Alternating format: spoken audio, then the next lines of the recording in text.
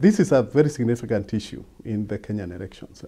It is one issue that is dividing the Kenyans.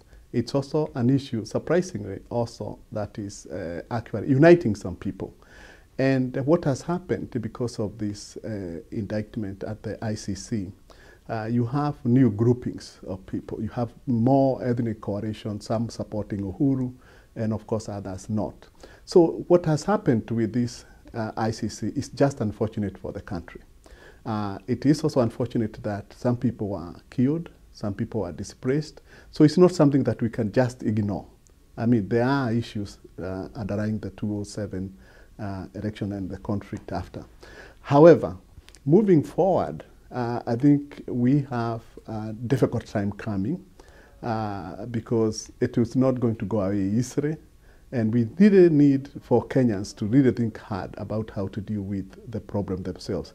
It seems like external factors are not, or actors are not really going to help the country, and the country must come to, deal with this issue.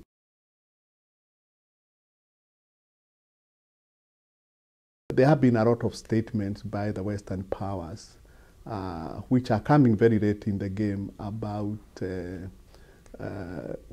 Kenyans should vote. I know why they may make these statements, but it can be unfortunate in the sense that, in the first place, the Kenyan electoral institutions have already allowed these people to run. Regardless of their history, regardless of what they have done, they have passed the test. They have gone through the test of the electoral institutions. So this very late in the game, it is not really prudent for Western governments to make statements that can be seen to be either directed at supporting one candidate or opposing another candidate. I don't think that is the best way to run foreign policy, in my view.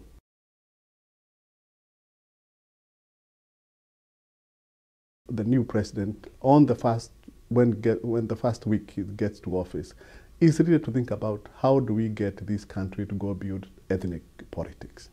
To me, ethnic politics remains a big problem for the country, and it's really hindering a lot in terms of economic growth. It's a source of a lot of problems. In fact, it's also associated with corruption, nepotism, and many other things. So the first thing is, how do we go about dealing with the issue of ethnic divide? That's critical. The other one I see is really the entire implementation of reforms in the country. There are a lot of reforms that are proposed in the country that are essential for, again, for peace and for economic growth. The judiciary already has gone through quite a bit of reforms, but more has to be done. The police force has to be reformed.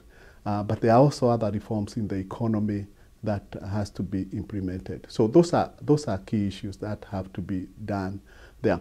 Other key priorities, of course, to do with, as I mentioned, that we need to focus on the youth. That is a key priority and has to be top of the agenda. The other issues is the service delivery area. We still are providing our children with education. We have done very well with education, but it's very poor quality. We have to focus now to the quality. If we want to go to the transformation of the economies, now we have to go to the next stage, which is really quality education, both primary, secondary school, and higher education. And then, of course, we still face access to health. These are issues that are going to be important. Finally, and I would say this is also core, it would be a top priority, food security. We still have these periodic droughts and famines. We have many people who are not food secure, so we have to go back to think about the transformation of agriculture.